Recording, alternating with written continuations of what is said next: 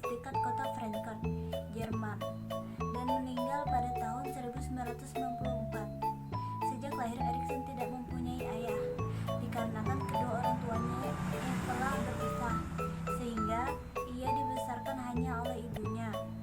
Pada tahun 1927 sampai 1933, Erikson bergabung dengan lembaga pendidikan psikoanalisis Sigmund Freud yang bertujuan untuk mengajar anak, sehingga ia berkenalan dengan psikoanalisa Freud melalui analisis Freud. Pada tahun teori perkembangan kepribadian yang dikemukakan oleh Erikson merupakan salah satu teori yang mempunyai pengaruh yang kuat dalam ilmu psikologi. Hal ini dikarenakan Erikson memberi jiwa baru ke dalam teori psikoanalisis dengan cara memberi perhatian lebih kepada ego daripada id dan superego, serta dia menjelaskan tentang tahap perkembangan manusia mulai dari lahir sampai dengan lanjut usia. Teori Erikson dikatakan sebagai salah satu teori yang sangat selektif berdasarkan 3 hal berikut. Yang pertama, karena teorinya sangat representatif, oleh karena itu kaitan atau hubungannya dengan ego merupakan salah satu aspek yang mendekati kepribadian manusia. Yang kedua, menekankan kepada pentingnya perubahan-perubahan yang terjadi dalam setiap tahap perkembangan dalam kehidupan. Dan yang terakhir, menggambarkan secara tegas tentang usahanya dalam menggabungkan pengertian dari klinik dengan sosial serta latar belakang yang bisa memberikan perkembangan atau kemajuan di dalam perkembangan kepribadian dalam sebuah lingkungan. Baik, di sini saya akan menjelaskan tentang definisi dan konsep psikiatri interpersonal dari Harry Stack Sullivan. Sebelumnya saya akan menjelaskan tentang biodata dari Harry Stack Sullivan. Nah, Harry Stack Sullivan lahir pada tanggal 21 Februari 1852 di Norwich, New York, dan meninggal pada tanggal 14 Januari 1949 di Paris, Prancis. Sullivan adalah seorang tokoh psikiater dan psikoanalisis non-Freudian.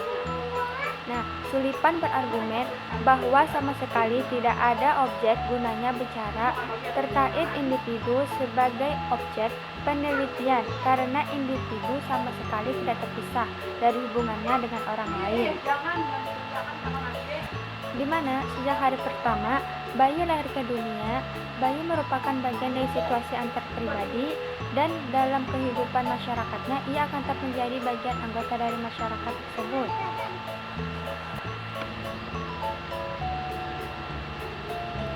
Kepribadian merupakan pola yang relatif menetap dari situasi-situasi antar pribadi yang berulang-ulang sehingga menjadi ciri khas dari kehidupan manusia.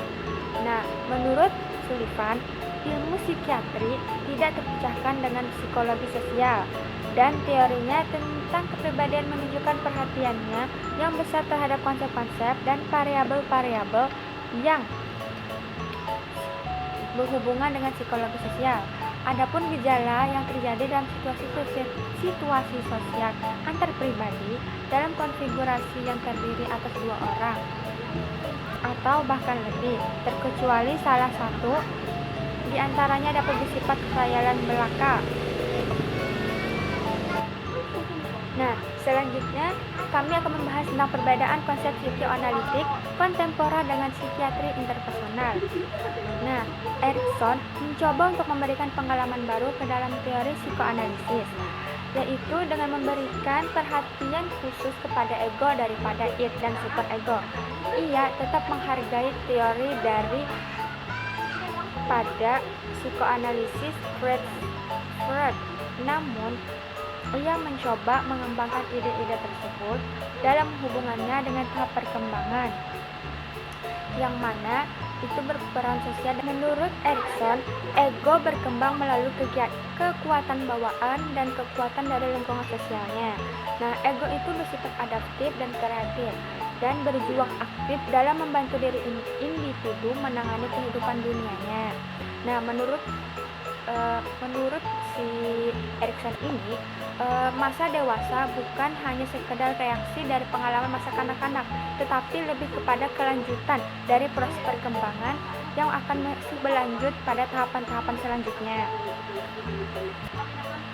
Sedangkan menurut Sullivan dalam teori psikiatri interpersonalnya, kepribadian itu tidak dapat dipisahkan dari situasi sosial.